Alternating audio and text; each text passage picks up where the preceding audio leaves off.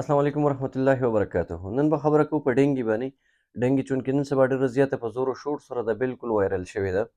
نو د ډینګي د علاج به درته ښیمه، احتیاط به درته ښیمه او ډینګي به پېژنو چې ډینګي دې څه شي. ډینګي زموږ سره د اډس ماسکیټو یو ماشی دی چې دا کله انسان وچیچي نو د هغې د وجې نه موږ ته ډینګي چې کوم وایرس دی دا زموږ باډي ته راځي او هغې د وجې نه موږ انفیکټ کېږو. د ډینګي د معلومولو لپاره به موږ چې کوم بنیادي طور ټسټونه کېږي هغه ټسټونه دي، یو سی بي سي، دویم دی ډینګي NS1. په سی بي سي کې به موږ څه چل کوو؟ په سی بي سي کې به موږ ته پته لګي چېرې زموږ د کوم پلیټلیټس مقدار دی، کوم سپینې وینې ورته موږ عام طور پښتو ژبه کې ویلی شو، د هغې مقدار په یو نارمل وجود کې، په یو نارمل انسان کې د 1,50,000 نه والا 4,50,000 پورې نارمل حسابېږي. نو که چېرې پلیټلیټس زموږ په باډي کې د 1,50,000 نه لاندې کېږي او ورسره ډینګي NS1 ټیسټ پازیټیو راځي، نو د دې مطلب دا دی چې موږ ته ډینګي شوې ده.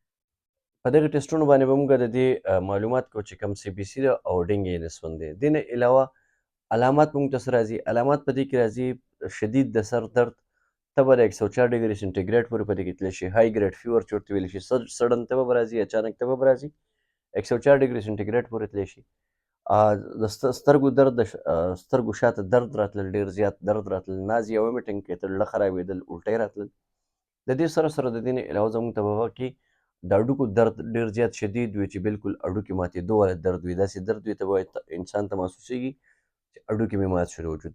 د ملا درد، د وجود دردونه دا پرې کې ډېر زیات عام وي. بلیډنګ به پکې راځي چې کله ډېر زیات موږ ته ډینګي موږ ډېر زیات متاثره کړي او ډېر زیات موږ خراب کړي، زموږ په باډي کې د پلیټلیټس مقدار ډېر زیات کم شي، نو د هغې د وجې نه زموږ نه ګمز چې کوم دي یا پوزه کومه ده د دې نه به بلیډنګ شروع کېږي یا نری نری وینه راتلل به شروع کېږي. احتیاط به موږ څه کوو؟ پریونشن به څنګه کوو؟ پریونشن زموږ لپاره دې کې زموږ لپاره پریونشن دا دی چې کوم زموږ کپړې دي دا غټو نستوڼو والا کپړې چې مطلب ټول لاس پکې کور کېږي هغې استعمال شروع کړو. دې نه علاوه موږ ته پکار دی چې په مچردانۍ استعمال وکړو. کوشش د دې خبرې وکړو چې په کورونو کې کوم ځای کې اوبه سټور کېږي، جمع کېږي، هغه ځایونه پټ کړو، هغه ډنډوکي بند کړو، یا کوم لوښي وي اوبو والا چې پکې اوبه موږ سټور کوو چې په هغې باندې سر لګېدلی وي، پراپر کور وي په یو سر باندې.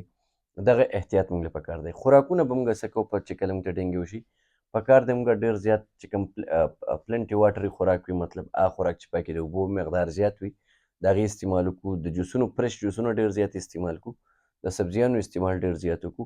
د دې سره سره پکار دا ده چې موږ له کوم فروټس دي د هغې نه ملک شیک وغیره جوړوو، هغه خامخا څکو، ډېر زیات څکو. او بل یو خبره چې د کوم پاپیته ده د هغې جوس کوشش کوو چې چونکې د خولې خوند پکې ډېر زیات خراب وي، د هغې هغه جوس نارملي هم په انسان باندې ښه نه لګي، خو کوشش کوو چې چاته ډینګي وشي د پاپیتې جوس جوړوئ هغه ډېر زیات څکئ. د عامو اوبو استعمال هم ډېر زیات کوئ. علاج طرف ته به راځو. علاج هومیوپیتھک علاج ډېر بهترین او کامیاب علاج دی.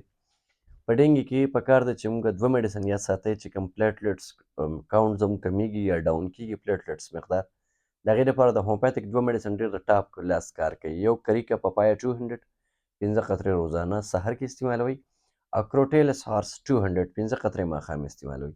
د دې نه علاوه چې کله وجود کې کوم کمزورتیا راشي یا کوم خوراک نوي شوي د هغې د وجې نه وجود کې کمزورتیا وي، ناراستی راشي، وجود دردونه کوي، بعد د هغې نه بیا چای نه اتره ټکي به راوالی 5 قطرې به 3 ټیمه د هغه نه استعمال کوئ، او الفالفا کیو به راوالی چې تاسو کم هنګر نه لګي، لوږه نه لګي. د دې سره یو بهترین اپیټایزر دی، د هومیوپیتھک میډیسن دی، ډېر ښکلی بهترین کار کوي. هغه پکې لس قطرې 3 ټیمه داسې نیم کپ اوبو کې اچوئ، هغه څکئ. انشاءالله د دې سره به تاسو ته لوږه هم لګي، خوراک به برابر کوئ، او انشاءالله د ډینګي نه په یو څو ورځو کې تاسو ته به ډېر ښه نجات میلاویږي، او دا ډېره زیاته کمزورتیا چې کوم عام طور د عام علاجونو څخه تاسو محسوسوئ دا به بالکل نه محسوسوئ، بهتره به محسوسوئ. دعاګانو کې یاد ساتئ. د الله په امان.